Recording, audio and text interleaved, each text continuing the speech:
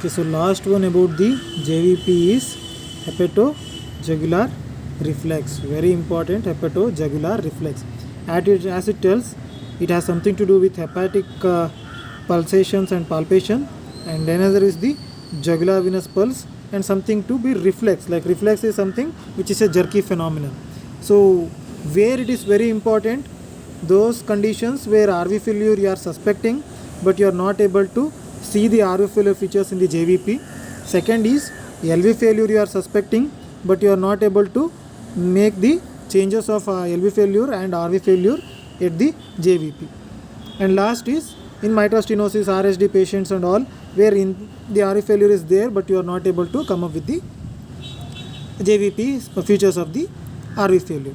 So, but clinically it is one of the very informative thing that the examiner comes to know what is the knowledge of anatomy or the physiology and the hemodynamics about the heart, because it is a situation that most of the preload is anything which is circulating in the venous system. The blood circulating in the venous system is the preload.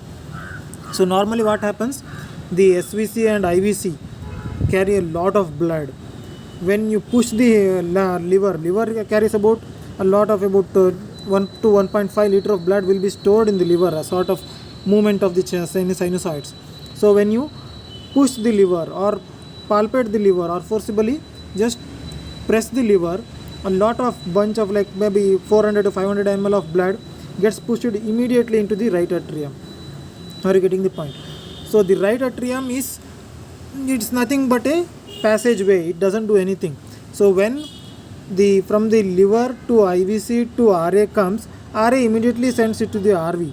So RV is a contractile structure, it can have a good contraction and it will send to a pulmonary artery without any problem normally, because pulmonary artery gets into lung and it's a low pressure area and it can take really up to 1 to 1.5 liters of excess of blood immediately. So what happens after that, pulmonary artery to pulmonary capillary, pulmonary venous circulation, then to the LA, then to the LV, and then to the aorta. So even if some blood is increased, this vicious cycle or this cycle will cooperate and it will move pulmonary artery to the capillary, to the pulmonary venous circulation, to the LA to LV. So from LV till RA, if anything happens, this system will not work. What happens if you push the liver, if the RV is not functioning well, or the mitral stenosis is there because LA to LV this connection is not good, or LV is in failure state, whatever the condition is there will be a sudden lack of RV contractility or RV cooperation, like in RV failure, LV failure, all these things. During normal time it will be doing its routine work, but when you forcibly send more than in excess of blood, like 400 ml or 500 ml of blood, excess of blood, by compressing the liver, it will not take. Then what happens, the blood will start accumulating in the SVC. SVC is jugular venous pulse. So JVP transiently or for a period of compression it will still be rising.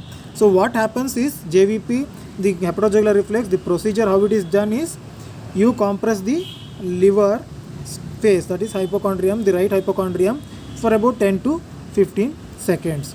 Usually what happens, the JVP will not rise because the compensatory mechanism from RA to RV to PA is good, or it can transiently rise less than 5 to 10 seconds. It will absolutely become normal before you keep your hands up from the right hypochondrium. But what happens in hepatojugular reflex, because of the decompensation from the RV or left ventricle, throughout the phase of compression of the liver, the JVP will be raised. You can see that there is a slow decrease in JVP throughout the phase of compression. Once you remove the compression, it will goes on decreasing, it will normalize after about 10 seconds. So usually you compress it for 10 seconds with a normal respiration. Very important, the patient should be respiring normally at a 45 degree of angle, and you see that the JVP was not raised earlier. This is very important. You can't do hepatojugular reflex in a raised JVP patients. So hepatojugular reflex is done in a normal JVP patient at an angle of 45 degree. Now you compress the right hypochondrium for about 10 seconds and look for the JVP. JVP will rise till you are keeping the hands there. Once you remove the hands, it slowly decreases and becomes normal. Again, JVP goes down, becomes normal. This is called as positive hepatojugular reflex. If it transiently rises and becomes less than comes to normal within 10 seconds, then it is not positive, negative. If it doesn't rise, then obviously it is negative. What is its inference? RV failure, which is not seen or which is compensated, or it is LV failure, which is compensated, or mitral stenosis with pulmonary venous hypertension, compensated. So all forms of compensated heart failure is the cause for a positive hepatojugular reflex. Okay, this completes the JVP. We will continue with the peripheral pulses examination. What are all the different types of pulses we examine in the peripheral circulation. Thank you.